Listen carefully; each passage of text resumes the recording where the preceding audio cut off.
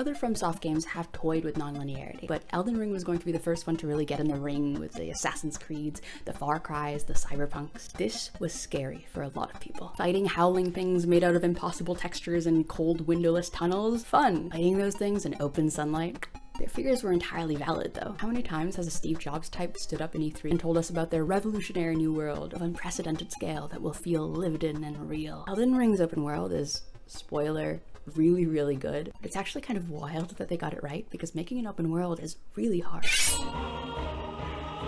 The first difficulty that an open world introduces is choice.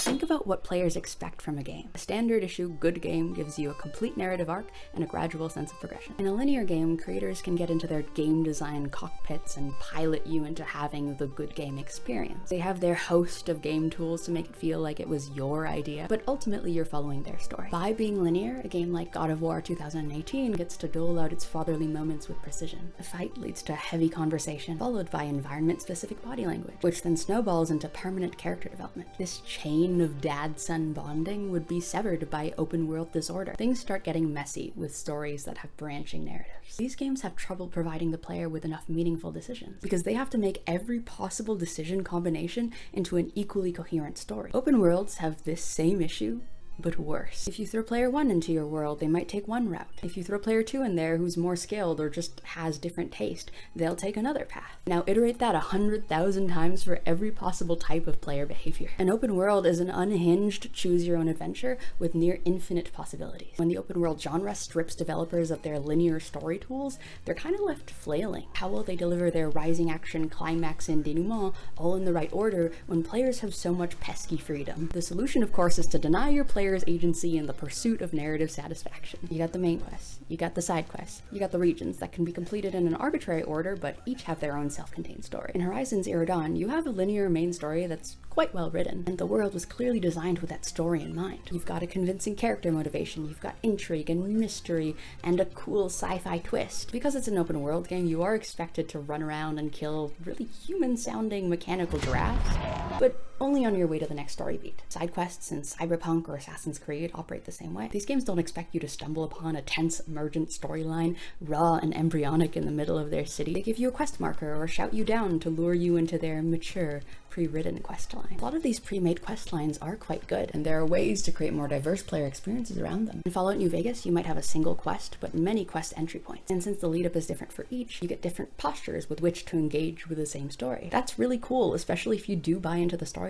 If you feel enough like your character that it feels natural for you to pursue the goals of your quest givers. But problems with forced linearity remain, especially for people who are more invested in the freedom that open worlds keep guaranteeing us on the box. One, these quest lines can almost feel like a hindrance to the story that's actually unfolding in your playthrough. Unless you're a huge nerd for the lore and the quests, chances are you're probably carving out your own emergent story using the game's systems. So the game's quest lines are just sort of butting in unprompted.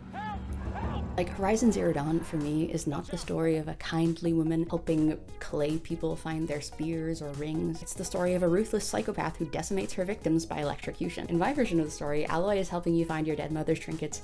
Ironically, she must be, because she spends the other 90% of the time killing people in increasingly gruesome ways. 2, this has been beaten into the ground, but the cognitive dissonance of doing frivolous extracurricular activities like romance questlines instead of pursuing the save the world main plot leaves you feeling guilty for just playing the content you're supposed to play. 3, quests sometimes lock well-developed encounters behind a linear wall. If you want to do the cool battle, you have to perform quest chores and sit through cutscenes. 4, games that don't have unlimited resources and gathered all of those resources around the quests end up leaving the rest of their open world quite barren. Developers think if the player wants to see the story, they'll just follow the breadcrumb trail I left for them made out of checkboxes. I worked real hard on those checkboxes, didn't get to enjoy my early 20s. You could just play that quest I made. 5, everyone who plays the game gets some version of the same experience, revealing how little agency the game actually gives you. And 6, there's just kind of the lost potential. These open world games are galaxy brains seeing a million different possibilities before them, and yet they shy away from their own creations. They create an open world and then limit you to a decision between this pre-made questline or this pre-made questline. A lot of the games that do these things that I've been talking about actually end up masterpieces. They do the linearity quite well. They're just working against the very genre they chose for their game. I need a hook. I need the thing. of No Man's Sky. I need to know, okay, we're getting to the center of the galaxy, great, but what is happening in this game? Emptiness is the other big thing that people dislike about open worlds. No Man's Sky, when it first came out, exemplified the breadth-depth trade-off. It seemed like the larger a game world was, the less depth the world actually offered. Unlimited size in No Man's Sky meant unlimited nothingness. What people dislike isn't really emptiness in the literal sense. Emptiness can create awe and a sense of scale, but emptiness is only effective when controlled and intentional and juxtaposed with fullness. In a linear game, you can tightly control the experience so that the quiet moments are contextualized and so that things are otherwise happening at regular intervals. Every 30 seconds you give them a dangerous thing or a cool thing, or you leave them with disquieting emptiness. Whatever best serves the rhythm of play. These rhythmic sequences of resistance and penetration generate a sense of density for the player. Open world games can instead feel like you're gliding across an impenetrable ice rink. It's both too much resistance and not enough at the same time. You can fast travel, too little resistance. If the enemies are too repetitive, they provide too little resistance because they are not remotely threats, and new packs of them don't provide new mysteries to unravel. But then you try to interact with the world, and it gives you nothing, like when doors in a full, alive city remain locked, or when underdeveloped characters give you the cold shoulder, feeding you scraps of dialogue, or worse, one-liners. I the tiger, babe. Or when you try to employ the game's systems in creative ways, but it refuses to take in anything but the most standard inputs. Or when you try to learn more about the 17th mob of the same enemy type that you just killed, and you realize there's nothing more to it. This was just a regularly occurring pack of enemies, cloned here to fill space. This enemy species as a unit might have a backstory, but this manifestation of them does not. In that moment, the player experiences a hard stop on their curiosity. These are all ways in which open worlds meet the player with too much resistance. You can fly here, you can land, then you can take off again and go somewhere else and land, and you can step out. You can and say that jump about things. any game. Players feel like the world is empty when resistance is distributed this way, when it feels like you have a ton of horizontal freedom to go wherever you want, but few of those locations can be penetrated in any meaningful way. Again, this isn't about actual emptiness. The game can have less content than its counterpart, but if it nails its rhythmic organization, it will feel more dense. In a game with shitty rhythm, players begin to self-regulate. When 100 buildings greet you with a procedurally generated wall, you teach yourself never to go knocking for any depth, even where it might exist. It feels very much like going to Epcot as an adult and not being able to quell the feeling that things are just not quite right. Like you're roaming around Disney-fied Paris and you glimpse a croissant made out of polyester or a crack in a Baroque pillar filled back with Gorilla Glue, and your suspension of disbelief just dies a little bit more each time. People have been yelling at developers for years over this, and obviously developers are not stupid and they don't want to be yelled at, so they have come up with a few ways to add rhythmic density back into their games. First, points of interest. That Banjo-Kazooie style collectible frenzy, when games scatter a ton of coins or plants or nondescript power cores all over the world so that everywhere you go you're wading through stuff. The type of stuff that linear games would put at regular, calculated intervals, but open worlds just sort of have to haphazardly predict the optimal collectible frequency with no real guarantee that players will even find them at a fun rate. It's worse to have too little than too much, so they usually overdo it. I enjoyed Spider-Man 2018 a lot. The movement felt weighty and slick, and the combat leveraged that well. The world itself is, well, it's a dollhouse version of New York City. It's all window dressing, which is fine because the game is about soaring through the air, not picking out organic cheese at your local deli. The game compensates for the emptiness by pinging points of interest on the map. Go stop this dude from being mugged. Go get this time capsule, this postcard, this sound sample. Icons populate the map. A goal list of sirens go off. The game fears quietness because it would reveal the ghost town beneath. 2. Breath of the Wildian systems. Breath of the Wild created a set of interlocking magic physics rules, and it scattered a bunch of predictable enemy types around the world that you could test the dynamic systems on what you're familiar with. You can use fire to create updrafts that you can coast on. You can stick Octorok balloons to things to make them fly. You can equip an elemental weapon to keep you cold or warm in extreme temperatures. This is a bit controversial, but I would say the world itself is pretty empty. In the literal sense, not the experiential sense. There are secrets and dungeons, but miles of plain bushery in between. It's a game that would not feel as dense without its systems, without Link's ability to use the atmosphere and plant and animal life around him. Breath of the Wild's systems give it that push and pull that open world games can easily lack. It's much easier to make an open world game feel as dense as a linear game when you rely on linearity. You get to guide the player to the small pockets of depth that you worked really hard on. Red Dead Redemption 2 tumbleweeds you across the landscape on long horse rides. Along the way, they feed you charming dialogue. They get you to stumble upon fun, gun-toting, smack-talking characters. And they whisper in faded text on the bottom what your character should do. Get the horse. Bring the horse back. purchase Elden Ring's Collector's Edition instead of your criminal law textbook. All actions that you are predetermined to take. Dungeons and temples also tend to be semi-linear. They divert you from walking down the same brown scale paths on the overworld into areas more packed with content. This is kind of like what Skyrim did, and as we all know, we should keep doing what Skyrim did for decades to come. There is no need to alter the purest gaming form. These are all great open world games, and they've all created rhythmic density in perfectly acceptable ways. I feel like I sound like I hate all the games I talk about, but I really mean that. These games have all made sure that their players are taken care of, that they're not left untethered in open world limbo, aimlessly picking at useful seeming sticks. But I prefer the Elden Ring approach. The prophecy of Elden heralds the death of linearity, the birth of countless possibilities strung together by waypoints. Some, frightened by change, will flee from shifting genres, seeking the steady, ordered rule of a linear RPG. But as a new age dawns, for many, doubts will dissipate. The prophecy will come to pass. An open world game that actually kind of slaps. Elden Ring lets you make a lot of decisions, even bad ones. This alone isn't the good part. If Assassin's Creed tomorrow scrapped all of its quests and side quests, I don't think everyone would suddenly start calling them masterful free roam games. But Elden Ring figures out a way to permit choice without sacrificing density and while still being a really good game. I'm gonna be honest, I actually wrote this whole essay before finding any explicit evidence that Miyazaki had been thinking about freedom of choice and rhythmic density. For a moment, I looked at my script and I was like, damn, these are just the musings of a sad amateur who, according to her comments, doesn't even play Dark Souls. But then I found an interview where Miyazaki literally lists these two things as the two key lessons he learned from the game design process. He says his first significant challenge was trying to expand on player freedom while balancing elements like the player's exploration alongside boss fights, the order of progression that players go through the game, and the progression of events themselves throughout the map, aka promoting choice without sacrificing narrative momentum. And he says his second significant challenge was managing the tempo and pacing of the player's progression, aka rhythmic density. But even if Miyazaki had not literally said that he cared about overcoming those two challenges, his game design speaks for itself by providing elegant solutions to the issues.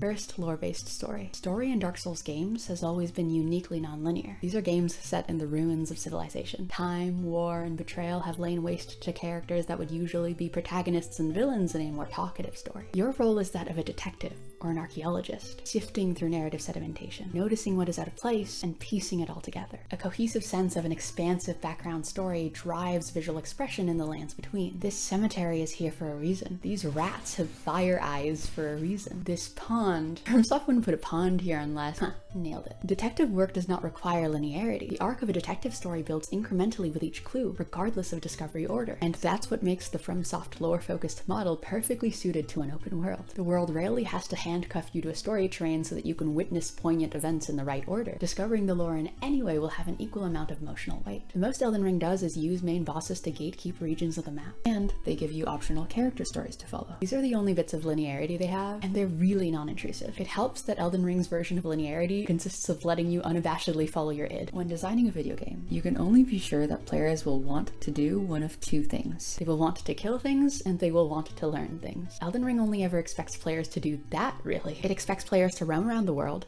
to get into every corner, and to kill everything they see. If a snobbish boss stands between them and exploration, a player will want to kill that boss. So FromSoft lets them do exactly that. They'll put in a quirky piece of dialogue, and if you're curious about it and you want to learn more, you go figure it out without being bullied by the game to care. The game never asks players to put aside their I want to have fun brain and enter their character brain. The two are one and the same. What we are left with is an open world game that actually feels open. Here's a good benchmark. When asking around about other people's Elden Ring experiences, I could not find someone who took the same route as me. Dog Boss was one of the first bosses I fought, and my friend like a week ago after finally beating Margit told me he finally encountered it. Like for me, Dog Boss is my nemesis. Dog Boss has a special place in my heart. I learned to love Dog Boss before I ended him. For my friend, it was probably a super easy minor boss. That's a good sign that the choose your own adventure is working. In Elden Ring, player agency makes a tangible mark on what happens. Your emergent story gets to be the story, unhindered by quest checklists or lengthy cutscenes. 2. false walls. The other benefit of a world that lets you miss things is that you rarely hit bottom on the game. You are met with more false walls than hard walls. You have blanket access to over-leveled enemies, and the game lets you fight them if that's what you really want. Wow, you really want this. But the walls in Elden Ring are brittle. When I met Horse Boss for the first time, I knew that if I spent 8 hours on the guy, I could probably internalize his moveset and beat him without leveling up. 1, 2. 1, 2. It wouldn't be a great use of my time, but it could be done. That's a false wall, not a real wall. You might also be walking around a castle and see a dead end. In a lot of other games, this would be a hard wall, a true dead end. But here, you should jump off the ledge. Do it. Jump. These secrets aren't marked by a quest icon or eco-located to you through a metal detector, but if you just pay attention to the occasional stray wooden plank, you are rewarded exponentially. And you're also like, they were okay with me just missing this? They clearly put so much time into this, and they were okay with me just missing that ledge and then missing these enemies and this intricate level design? In a game that leads you to these places with a pre-made quest line, you never get the sense that what you're seeing is the tip of the iceberg of the world. Elden Ring's willingness to let you miss things doesn't just make the world feel not empty, it makes the world feel cavernous. 3. The set piece approach. Elden Ring has all of the density techniques that I talked about. They have collectibles, they have systems, they have linearity, like with the gatekeeping and the character quests and even the dungeons, but it creates most of its density in a way that differs vastly from Breath of the Wild's sandbox or Horizon Zero Dawn's hero's journey. I call it the set piece method. It's basically the semi-linear level design from previous FromSoft games, but exploded outwards. We've seen a game like Divinity Original Sin do something like this before. Divinity has a world packed end to end with dramatic tableaus. Pigs stuck in eternal fire. That one was actually pretty sad now that I think about it. Skull heads on sticks fighting over whether you should kill them. No bad things happen if you open the chest.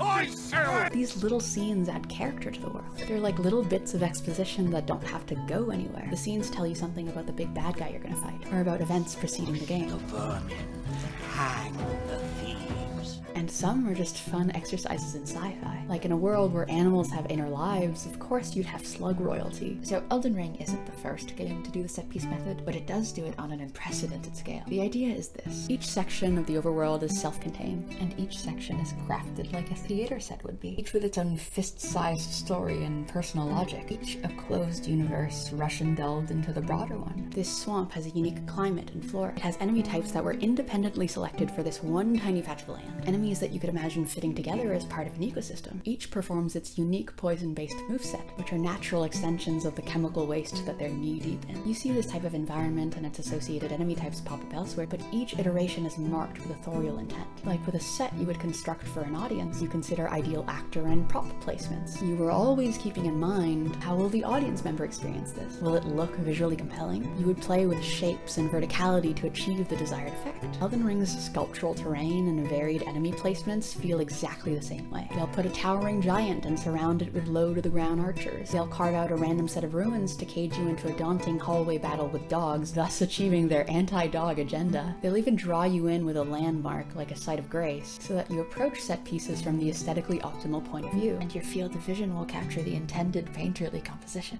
Just like real sets, each set in Elden Ring tells its own story through visual language. Even the random encounters that no one talks about. These sorcerers stand, arms outstretched around a haze of darkness that coalesces into being. They all bear the same bluish skin, but the summoned one is a bloated Chad version of his brethren. The sorcerers use scythes and spell grenades, and the summoned guy uses a sword and this one cast that draws you into him so he can follow up with a blow. Their attacks are all flush with the royal purple of gravity-based magic. Like, holy shit, something is happening here. 1. Why are they using gravity magic? 2. What is their relationship to each other? Why have these sorcerers invested into summoning or making this more powerful version of them? 3. Are these craters products of a gravity-based ritual? I initially thought that they were cavities left because sorcerers were squeezing out rocks from the ground for their attacks, but their fanned-out shape suggests that they're actually impact points where meteorites hit. Are these sorcerers themselves the ones that summoned the meteoric blast? Or did the sorcerers themselves come from the meteoric blast? I have so many questions, and this is just a random encounter in the middle of a field that no one is hyped up because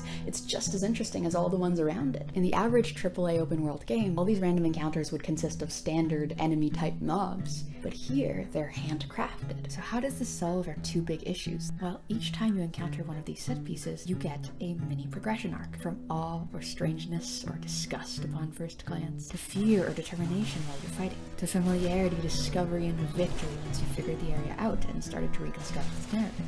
The set pieces, like the false walls, initially resist the player's understanding and sometimes skill, before eventually being conquered in mind and body. There is no ice rink here. The world is populated with take and give. Best of all, these little ecosystems can be experienced in any order. Wordless substance provided by each set falls layer by layer atop the other until the player can hold all of them in their head as one complete story. The set piece approach is quite gamey. You know, you reset and you have enemies who, like memory impaired goldfishes, seem to run into your sword in identical ways each time. They take predictable routes and they snap back into place as soon as you've lost their aggro. But this gaminess is not always bad. Predictability and artificiality lend each set piece a unique identity. I know a lot of people are going to compare Elden Ring to Breath of the Wild, but they're completely different. In Breath of the Wild, it's unbridled chaos and it's kind of up to you to improvise your own fun, whereas Elden Ring hand delivers you prepackaged encounters with static personalities. Having fun in Breath of the Wild is like finding joy in a very abstract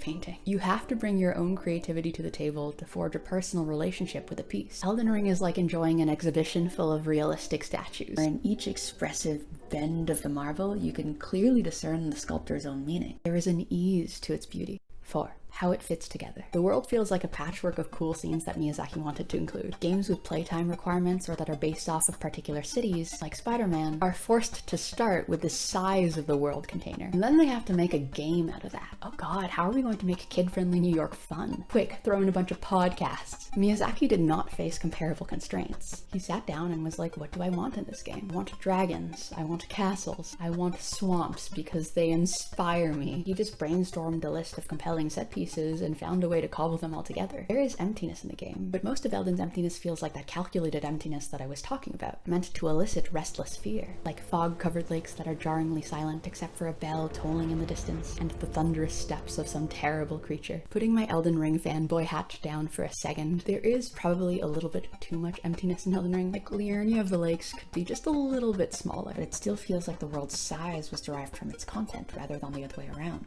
With little fluff and lore scraps in every bit of the world, Elden Ring manages to rival the rhythm and sense of progression of a linear game, and at the same time, thanks to its open-endedness, each player can experience different rhythms and progression arcs. Having a game like Elden Ring embrace the openness of the open world genre, it's just exactly what we needed from it. What Elden Ring brings to open worlds is so exciting. I want other games to follow in their footsteps. Also, if more open worlds spring up with this kind of design, we can all start calling them Elden-likes, and game devs can start pitching their games as that, and games journalists can do that too, and we can all abuse the term until it's meaningless and tacked on to any vaguely high fantasy seeming open world, just for nostalgia's sake. Anyways, after making the VR video, I did not expect as much support as I got. Like, wow, the video game essay community is, oh my god, they're so nice. If you want to become my boss and tell me what to talk about in these videos, I have a Ko-fi where you can make monthly donations, and sometimes I set goals for gaming related purchases. Like, that's how I got Elden Ring. And a huge thank you to all my current employers. Liberty Ann Yanaga, Blood Mime, Evie Haste, Daniel, Little Cat, Jade Faye, and Tlottig.